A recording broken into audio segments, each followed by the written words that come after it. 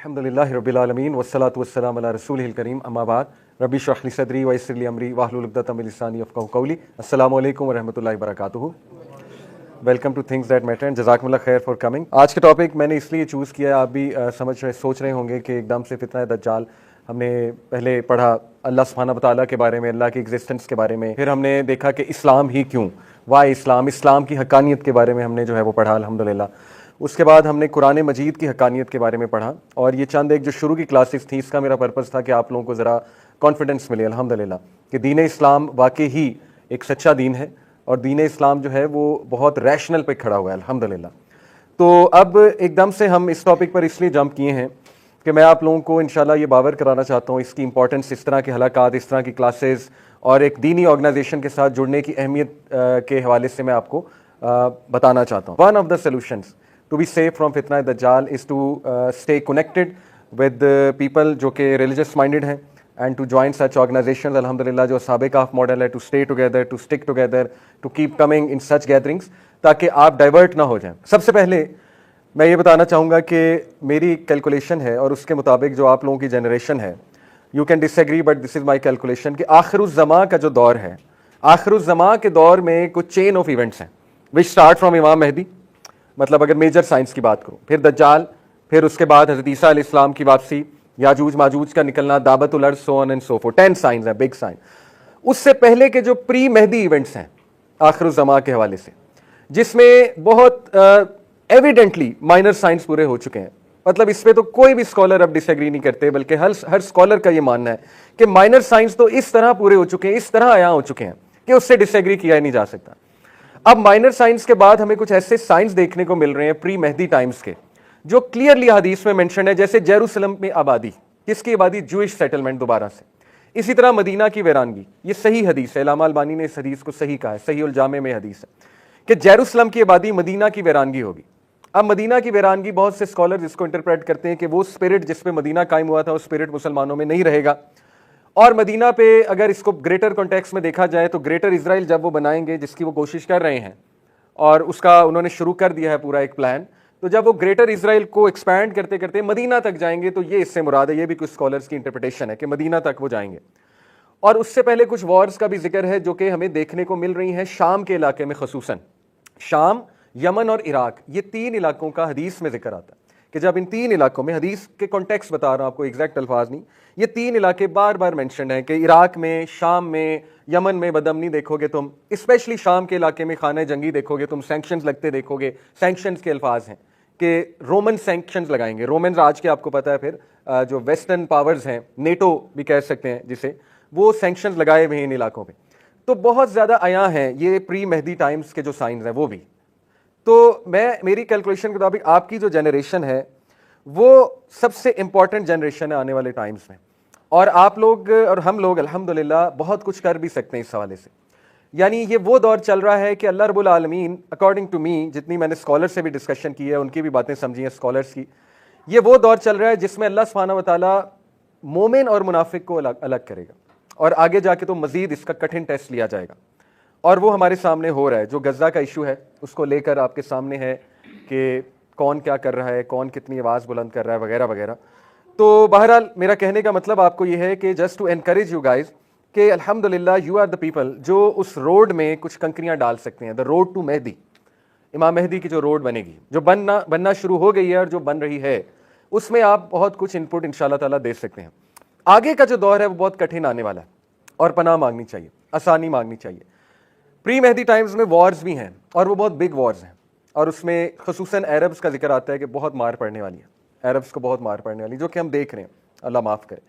तो इसलिए इससे पहले कि ऐसे साइंस आ जाएं कि इमाम मेहदी आ जाएं और दज्जाल का खरूज हो जाए, जब नबी सल्लल्लाहु अलैहि वसल्लम ने कहा कि दज्जाल जब आ जाएगा फिर तुम्हारा ईमान तुम्हें कोई भी फ़ायदा नहीं देने वाला, यानी दज्जाल से पहले पहले गुड डीड्स कर लो, दज्जाल से पहले पहले ईमान को बिल्ड कर लो, उसके बाद फिर कोई फ़ायदा नहीं होगा। उसके बाद कोई कहे कि अब मैं ईमान लाता हूं, तो फिर वो कोई खास उसको फायदा नहीं होगा। हदीस सुना देता हूं मैं आपको, हदीस में ये मेंशन है कि 3 चीज़ों से पहले अपनी फेथ पे काम कर लो, उनमें से एक दज्जाल है, कि दज्जाल के ज़हूर से पहले। तो देखें अल्हम्दुलिल्लाह हम उस सेटिंग में हैं कि अगर हम काम करें तो अल्लाह ताला हमसे काम भी बहुत ले सकता है इंशाअल्लाह ताला, और उम्मत का रिवाइवल वो हमारे दौर में शुरू होगा, और शुरू हो गया है।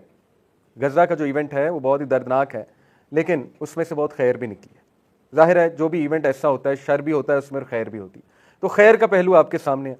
यूथ में मैं अब एक अवेयरनेस देख रहा हूँ, यूथ में एक शौक देख रहा हूँ दीन इस्लाम को समझने का, यूथ में उम्मा का कॉन्सेप्ट रिवाइव होते देख रहा हूँ, यूथ में system Islam as a system ये बात छिड़ गई है, यूथ में वो शौक पैदा हो गया कि हम प्रैक्टिसिंग मुसलमान बने, इस्लाम के रिवाइवल में कुछ रोल प्ले करें।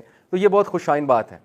तो हम इंशाल्लाह अल्लाह के फजल से उस सेटिंग में हैं और अल्लाह ताला हमसे काम ले कि अल्लाह ताला उम्मत के रिवाइवल में इंशाल्लाह ताला हमें इंक्लूड भी करें और उस हवाले से हम रोल भी प्ले करें। ये तो पहली बात है।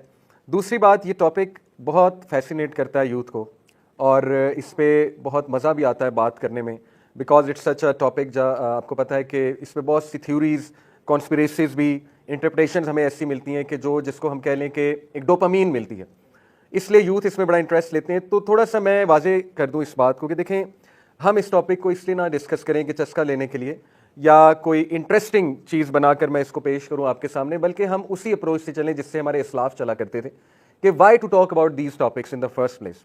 माइनर साइंस, मेजर साइंस, दज्जाल, इसके बारे में बात क्यों होनी चाहिए, हमारे इस्लाफ की क्या अप्रोच थी, हमारे जो पायस प्रेडिसेसर्स गुजरे तो वो ये अप्रोच थी। अल-कुर्तुबी कहते हैं the wisdom in the science preceding the hour is to inform people about them, to awaken them from their negligence and to encourage them to take precaution with repentance and renewed devotion such that they will not be caught off guard and be unable to make up for their shortcomings. अल-कुर्तुबी कहते हैं, इमाम अल-कुर्तुबी, के इन topics का मकसद सिर्फ ये है कि जो लोग हैं उनको जगाया जाए और उनको वेकअप कॉल दी जाए और उनको इस बात की जो है वो इंकरेजमेंट की जाए कि अपने आप को दुरुस्त करो, अपने अमाल को दुरुस्त करो। तो इन टॉपिक्स का मकसद सिर्फ ये नहीं है कि एक इंटरेस्टिंग इन्फॉर्मेशन सुनी और सुनकर घर चले गए और उसके बाद रिसर्च करते रहे इल्यूमिनाटी पे, फ्री मेसन पे, दज्जाल पे और सैटेनिक सिंबल्स पे और अमल में कोई चेंज नहीं आ रही। तो this is not the purpose, right. इसके अलावा ये बहुत ज़बरदस्त, इब्न हजर हमारे one of the great pious predecessor कहते हैं the wisdom in the science preceding the hour is that it will alert the heedless and encourage them to repent and prepare. Prophet सल्लल्लाहु अलैहि वसल्लम ने क़यामत के science क्यों बताए, इतना क्यों डराया? इसलिए कि उसके करीब के जो लोग होंगे वो एकदम जाग जाएं और वो अपने एक्शंस को रिविजिट करें। जैसे एक सहाबी नबी सल्लल्लाहु अलैहि वसल्लम के पास आया, ही सेड या रसूल अल्लाह क़यामत कब आएगी? अल्लाह के नबी ने बहुत खूबसूरत जवाब दिया, कहा what have you prepared for it. कितना खूबसूरत जवाब है कि तुमने उसके लिए किया क्या है। वो तो चलो जब आएगी सो आएगी, लेकिन अगर तुम्हें मौत आ गई तुम्हारी क़यामत तो शुरू है, राइट। डेथ आ गई तो क़यामत तो शुरू हो गई उस बंदे की, कब्र शुरू हो गई, बरज़ख शुरू हो गया और फिर क़यामत भी शुरू हो गई एक किस्म की।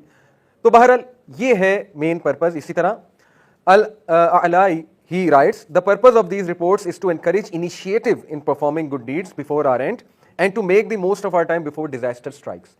एक दौर था मेरा GIK का, जब मैं यूनिवर्सिटी स्टूडेंट था। अराइवल किसी ने देखी है? एक डॉक्यूमेंट्री आई थी पुराने दौर में, दी अराइवल्स के नाम से, मेरे ख्याल आप में से किसी ने नहीं देखी। तो उसने एकदम सबको बड़ा शेक कर दिया था यूथ ने। वो पहली बार फ्री मेसनरी पे और जो दज्जालिक कुछ ऐसी चीज़ें हमें मिलती हैं, साइंस, सिंबल्स और म्यूजिक का क्या ताल्लुक है फितना दज्जाल से, इसके ऊपर पूरी सीरीज बनी थी।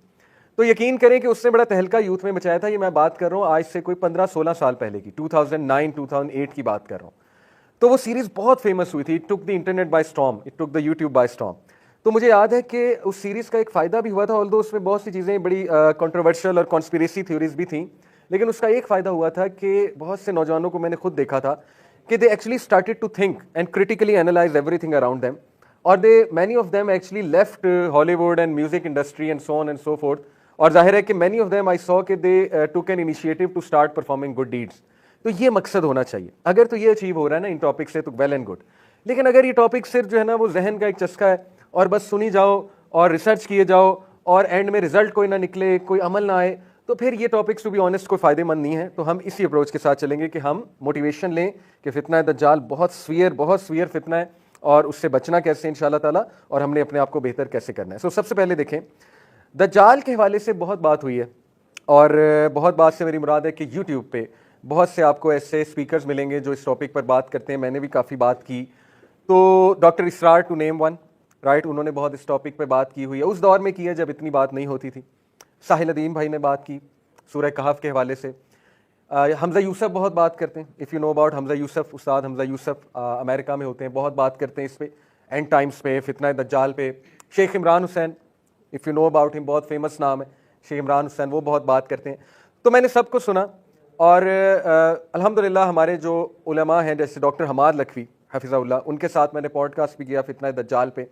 तो हमारे जो असलाफ से रिलेटेड उलमा है अल्हम्दुलिल्लाह उनके पास भी बैठा और उनसे भी समझने की कोशिश की। तो जो बातें मुझे समझ आई, जो निचोड़ है, इंशाल्लाह वो आपके सामने रखता हूँ सब कुछ सुन के।